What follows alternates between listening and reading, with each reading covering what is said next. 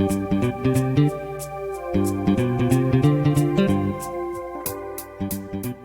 and welcome to the Innovative Mindset Podcast. I'm your host, Isolde Trachtenberg. On the show, you get my conversations with peak performing thought leaders, creatives, and entrepreneurs. Every week, I bring you the latest scoop on what these incredible people do to succeed and how you can get their secrets and do it too. Whether we're talking about best practices for spending time creating, how to work the business part of your business, or how to keep in that innovative mindset so you can keep living and performing, you'll get practical and wise information to use in your work and in your life. And now, let's get on with the show.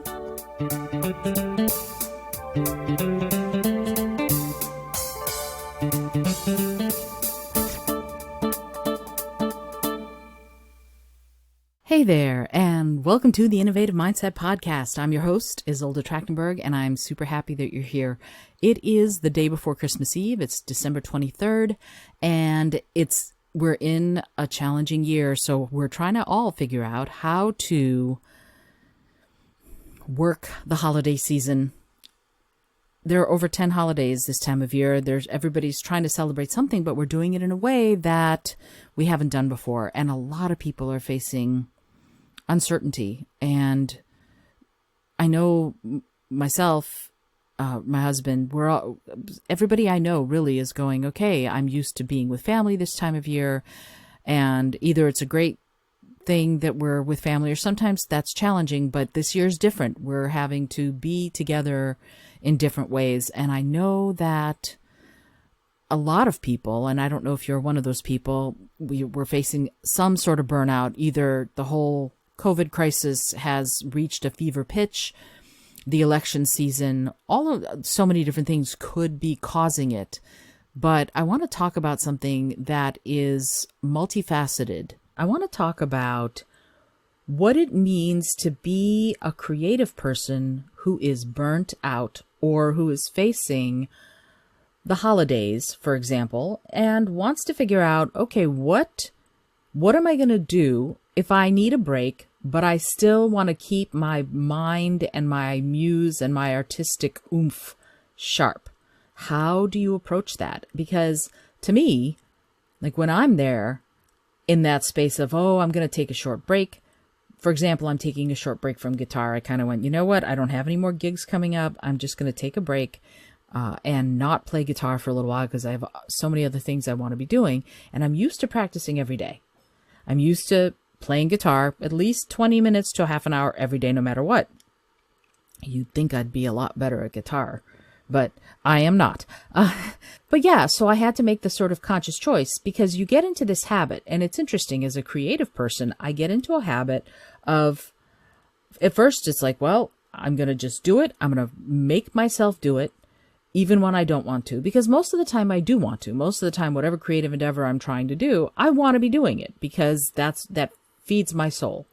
But there are times when I'm too busy, or I'm too tired, or I'm too this, or I'm too that, or life just gets in the way of art, as my Aikido sensei says, and you don't, right? You don't play, you don't do, you basically have enough energy to sit and maybe read a book, but mostly you just put your feet up and try to let the world wash over you. When I'm in that place of going, okay, I'm going to take a minute, I'm going to take a break, I'm not going to play guitar in this case for a little while, there's a part of me that misses it. And I have to sort of honor that part every day and go, I'm going to imagine that I have played or am thinking about playing the guitar, and I will, believe it or not, air guitar a few chords of a song and go from there. But at the same time, it's kind of like my yoga mat. I have a deal with myself that every day I am required to step on the yoga mat. Now, I am not required to do yoga if I don't have time, or if I'm burnt out, or if I'm, freaking out, which ironically is the time I should be doing yoga, right? That's the best time to do yoga, is when you're freaked out. But I have to go, okay, this is my space. My space is I am required to step on the mat. I'm required to unroll the mat. And of course, the cats immediately run and lie all over it. So I'm sort of trying to do yoga between the two boys. But I unroll the mat, and I'm required to step on the mat and do mountain pose. And if I want to stop at that point, then I can feel guilt-free and walk away from it. I can count on one hand the number of times I've done that. I haven't really done that in the last 26 years. I generally go on and do at least some yoga. And I sort of am doing the same thing with guitar. I open the case and I strum the strings. If I don't do it, and right now they're loosened, but at least I've done something that reminds me that I play this instrument. And it's interesting to think about that. And then when I am taking a break like guitar, and I do a gratitude journal every morning, that's one of the things I say I'm grateful for, is my ability to play guitar and the rest that I'm taking from it. So there's this honoring of the guitar, honoring of whatever it is you're taking a break from while you're taking that break. And there's something really powerful about that, because it allows me the room, the mental and the emotional and the creative and the spiritual and the whatever room, to go ahead and allow that to go, so that then I have that room to create doing something else. And right now I'm focusing on writing a book, for example. And if I were taking a break from writing a book, I would honor writing that part of myself while I was doing something else. So it's a way of giving myself permission and space to take that break while I am still honoring the fact that this is a big part of my life and I haven't given up on it. I'm just taking that time for myself. And there's another perspective that we can get from all of this. And here's the other perspective. Number one, you could be a creative person. And you know what? Let me just say it this way. We're all creative. We all have creative genius inside us. We all had something we did when we were little that was, we banged on pots with spoons. We made up stories. We doodled, we drew. Everybody has something that they did and maybe still do that makes them, that gives them their unique creative genius. And some of us have forgotten about it. Some of us don't pay attention to it, but every single one of us has it. And so I'm going to restate that. If you do a lot of work with your creativity, you might be burnt out. You might have gotten distressed about the fact that, especially if you are a member of the gig economy, that there haven't been that many gigs this year, right? So if you're one of those people, I hear you, my friends, I hear you absolutely. But if there's also the other side of that coin. What if you're the kind of person who doesn't spend a lot of time on their creativity, and you are burnt out from other reasons? Everything has been stressful. Everything has been tight and tough this year. And so here's Isolde's patented system of helping ease burnout and stress during this holiday season. Number one, if you can, make some holiday cookies. Cookies make everything better. But also do something creative. Take out a box of crayons or a pencil and doodle. A piece of paper and crayons, and just doodle whatever you want. You could, if you want something that is a prompt of some sort, there are tons of, I'm going to put something in the show notes about a prompt word. There's a prompt word generator, and it might tell you something like sink, or something like tablecloth, or airplane, or paperclip, whatever it tells you. See if you can doodle something around it, right? Or if you have an idea, if there's something that you've been wanting to do and haven't because things have just been too freaked out, now's the time. Take a moment, get up a little bit early Christmas morning or Christmas Day when nobody else is up, and doodle or write a poem, write a haiku, 5 syllables, 7 syllables, 5 syllables,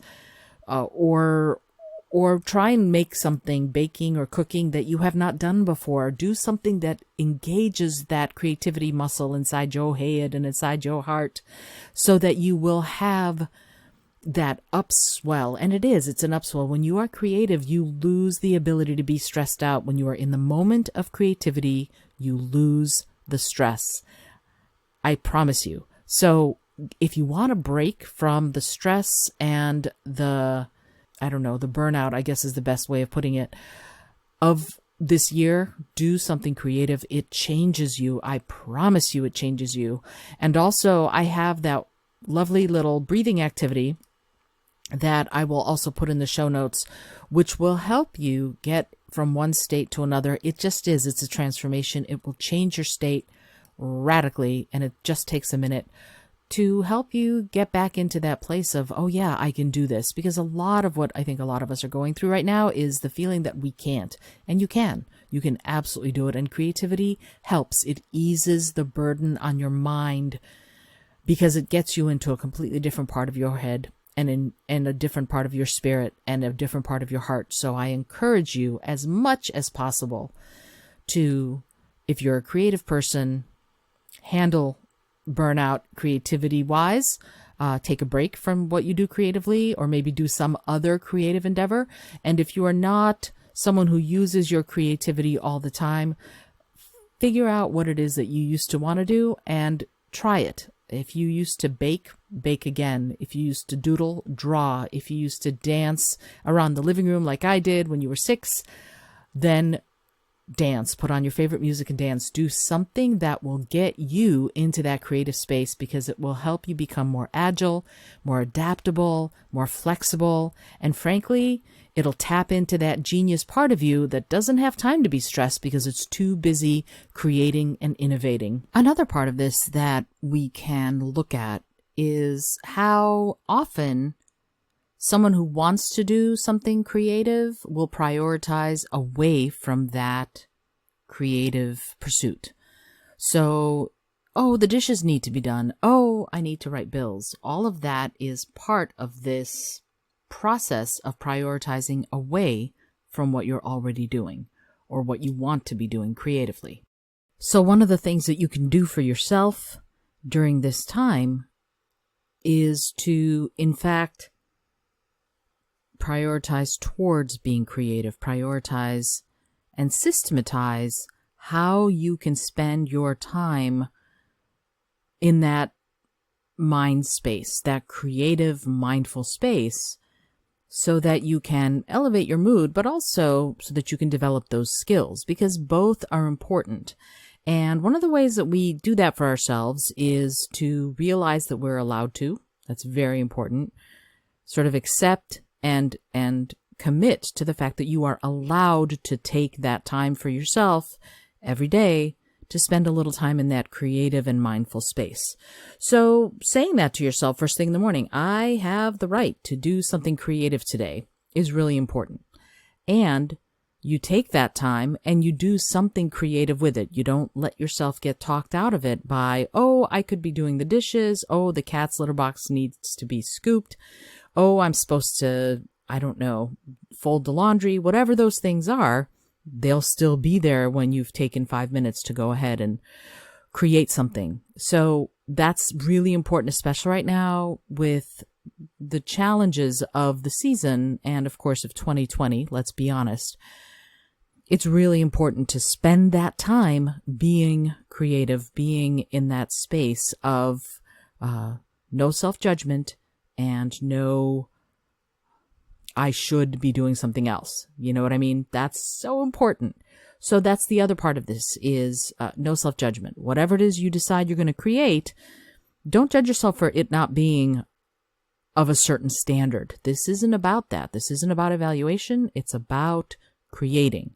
So whatever it is you decide to do, remove the judgment part of it from the whole playing field. It's not allowed. What's allowed is just the process of doing something. So remove the prioritizing away from doing something creative, remove the self-judgment, and allow yourself 5 minutes. It doesn't have to be a lot, but I'm willing to bet you that if you start with 5 minutes, you will then make it a priority for longer every day. But start with 5 minutes. You can even set a timer and then go back to all the other things that you feel like you, quote, should, unquote, be doing.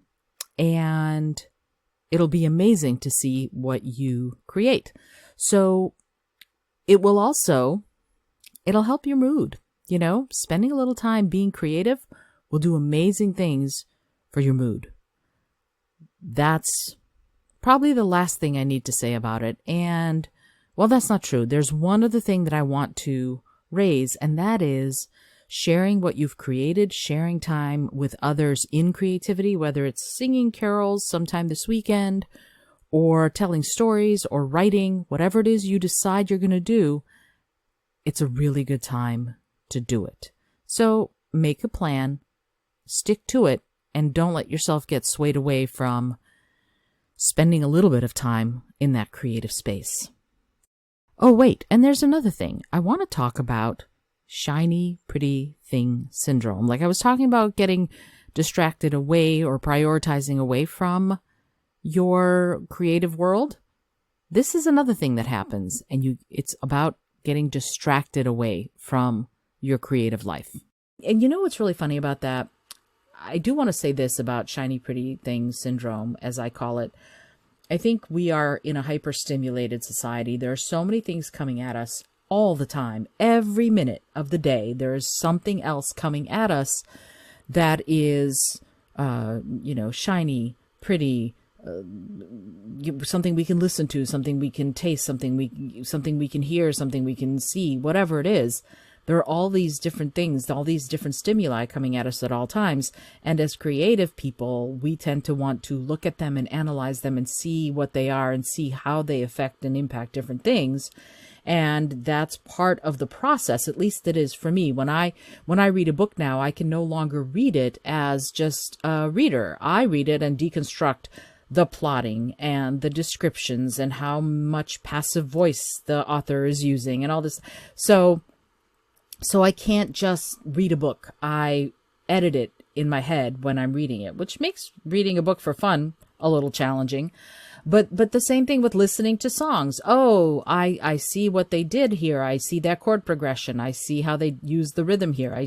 All of that stuff is there all the time. So I'm constantly, whatever creative thing I'm doing or seeing, I'm analyzing it. I'm evaluating it. I'm editing it, whether it's a painting or a book or a story or a song. Dance, I'm not qualified to, so it's a little easier on me because I'm able to go, I can just enjoy it because I don't know exactly what they're doing.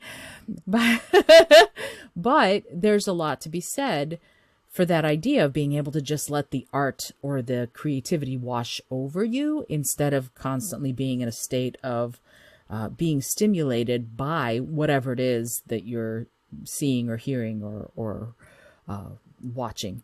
So it is interesting to me that I'm in that space, and I love that space because I think it informs who I am and where I'm going and what I'm able to create. Not as a I'm going to rip someone off kind of way, but just, seeing new possibilities in the way other people do things and then turning that and making it into something that's your own. Being able to go past the stimulation of what someone else has created and making it your own is really important as a creative. There's a difference between being a content creator and a content consumer. And there are times when, as a creative, it's hard to be a content consumer because, again, you either evaluate or you are inspired by whatever it is you've just heard or seen or read, and suddenly you want to go and create now because you've heard or seen or read something that makes you go, oh, this makes me want to do X, whatever X is. And then you have to deal with that because suddenly you were being a content consumer and now all of a sudden you're inspired. On the other hand, social media, and I use social media. I use social media for marketing. I use social media to stay in touch with people, but it is definitely content consumption unless you're actively creating something like we're creating this podcast.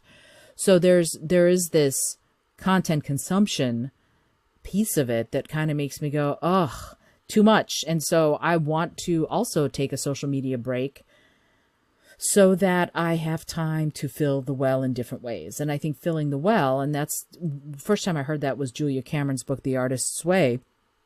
I think filling the well is really important.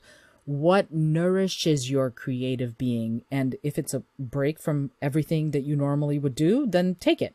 But if it's reading a book or looking at paintings, or Rich and I drove out the other night into the middle of nowhere to watch stars, because here in New York City, there ain't none. Like you could see like 4, where we drove out in the middle of, sort of upstate New York in Westchester County, not really upstate, but about an hour and a half away. we not only saw stars, but I saw a shooting star, and it was awesome. So it was the beginning of the Geminid meteor shower, I think. And, and we're making plans to go to Cherry Springs State Park, which is a dark skies area in New York State. It's about a 4-hour drive. So we're going to find a time when we know it's going to be a clear night, and we're just going to drive on out there in the cold, because that fills my well. That's something that's really important to me, is being able to look at the night sky. And in New York City, you see the skyline and you see all those pretty lights, but you do not see starlight like you do anywhere where the sky is dark. And that's the way I fill the well. So that leads me to, how do you fill the well? The question is both simple and hard. How do you fill your creative well? What makes you inspired? Do you know? If you do know, that's fabulous. But if you don't know, it's a really good time to try and figure it out. What makes you inspired? What makes you go, I want to try that? I encourage you to figure it out, and then maybe that's what you spend your 5 minutes a day on between Christmas and New Year's. Maybe that's what you do, because it'll give you fodder. It'll give you the ingredients for whatever it is that you want to create. And there's really nothing better than that. It's important to acknowledge your creativity. Acknowledge what inspires you, even if you're not doing it. Acknowledge it. Be grateful for the inspiration, even if right now you're not feeling it or you're taking a break from it. It's so important, I think. So I'm going to encourage you and myself to do that, to keep a piece of paper or a little notebook and write down 3 things you're grateful for every day. And if even one of them is about your creativity while you're taking a break from it, while you're spending time with friends and family, even if it's on Zoom, taking a moment every morning and just going, I'm grateful for the inspiration and the creativity in my life, I think is something that keeps it awake in your heart and in your spirit while you're taking a break. And that can make all the difference for when you're ready to start back up. I do want to say this about burnout. Sometimes you don't have any choice, right? Sometimes you push through the burnout because creating or expressing yourself creatively is more important than whatever else could be going on. And this is a story that happened to us. If you're a longtime listener, and if you're not, here it is. I manage and lead one of the premier holiday caroling groups in the nation. And this happened back in 2008, on December 21st, 2008.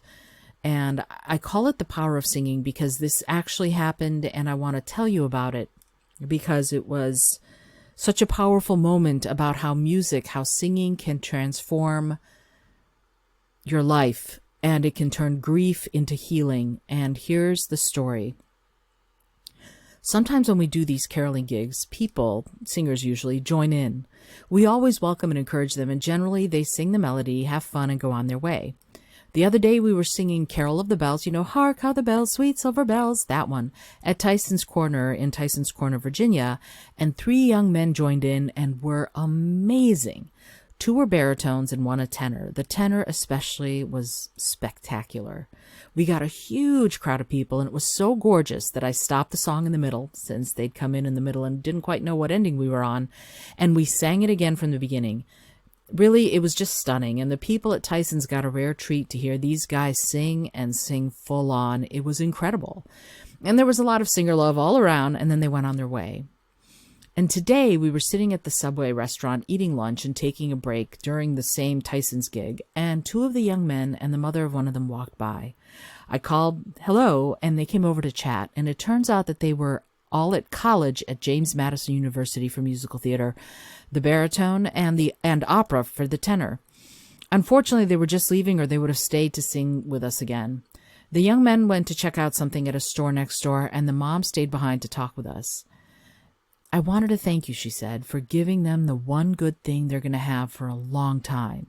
What? Why? We asked. And she said, have you heard about the double murder of the mother and her son?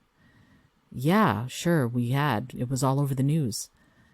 And she said, well, he was my son's roommate.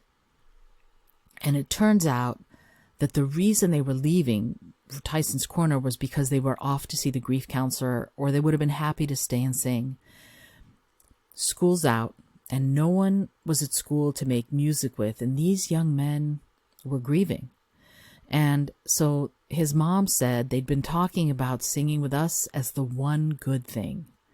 And I told her, bring them back tomorrow or Tuesday, and we'd love it if they'd join us again for as much or as little as they'd like, if it would be at all helpful to them to process and grieve or to feel better, whatever it is that they need. And she said she'd try, and I hope that she does or did, but she didn't. She didn't bring them back. I figure they got busy, but I got to tell you, that idea of healing through music, of what an honor to be part of helping these young men process their grief because their friend had been murdered.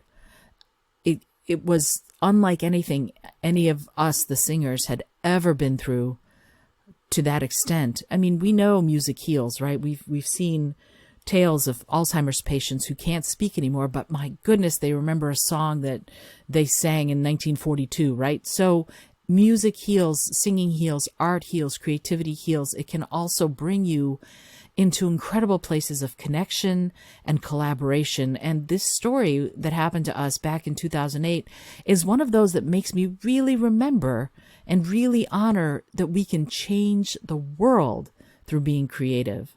And I'm thrilled anytime I can be part of that, anytime I can help someone find that within themselves. And I'm gonna challenge myself, and I'm gonna also challenge you a little bit to bring creativity into your life. And so here's what I'm gonna do. Come back next week and join me in the Mindful Creative 2021. I'm gonna do it. It's totally free. This is not a, I want to make money off of this. Heck, if you want to throw money at me, great, but that's not why I'm doing this. I really believe creativity is the way to go. Creativity, creative thinking, innovation comes from that moment of inspiration and then the confidence to express it. So I'm going to be releasing on January 1st the Mindful Creative Calendar, and that is going to be a month-by-month process that you can go through if you want to establish, if you want to get going on your creative life and you want to do it with mindful, purposeful intent. That's what this whole Mindful Creative is going to be about. I don't know if I'm going to do like a Facebook group or whatever. I'm going to release it. And if you're doing it, if you decide to download it and run with it and open up your creative, mindful practice, there's going to be meditations in there. There are going to be prompts in there. There's going to be all sorts of stuff that will let you bring that creativity into your life and express it so that other people can benefit from your particular unique creative genius. I got to tell you, it was such an honor to help those young men. And I think we can all help each other if we think creatively and if we allow ourselves to be in that creative space. So tomorrow is Christmas Eve. If you're listening to this on the day it comes out, this is the time, this is the place to make wishes be real. And just like we used to hope Santa would come down the chimney, and now we know for most of us that he's not coming down the chimney, we can really envision what we want, and we're the ones who can make it happen. So whatever dream you had, I encourage you to remember it and see what version of it you can follow today when it comes to your creative genius, your creative life. I hope that you've enjoyed today's episode. I'm thrilled to pieces to introduce you to the Mindful Creative next week, and I will have it as a download that you can just take and run with and use and become creative. Well, not become creative. I say claim your creative genius because it's already inside you.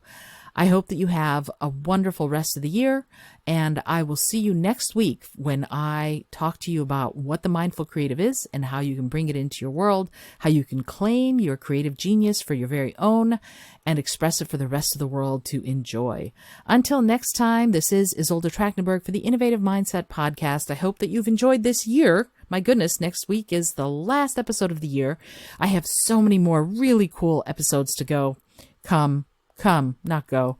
There are so many more to come. I'm super excited for what's coming in the next year. It's going to be thrilling and amazing, and I can't wait to share it with you. But until then, if you're liking what you hear, please leave a review or just let me know what you like, or rate the podcast. That would be cool too. It would be really helpful because it helps Apple know that you're listening to the show, and it helps me know that I'm either on the right track or I need to course correct. Until next time, though, this is Isolde Trachtenberg for the Innovative Mindset Podcast, inviting you to listen, learn, laugh, and love a whole lot.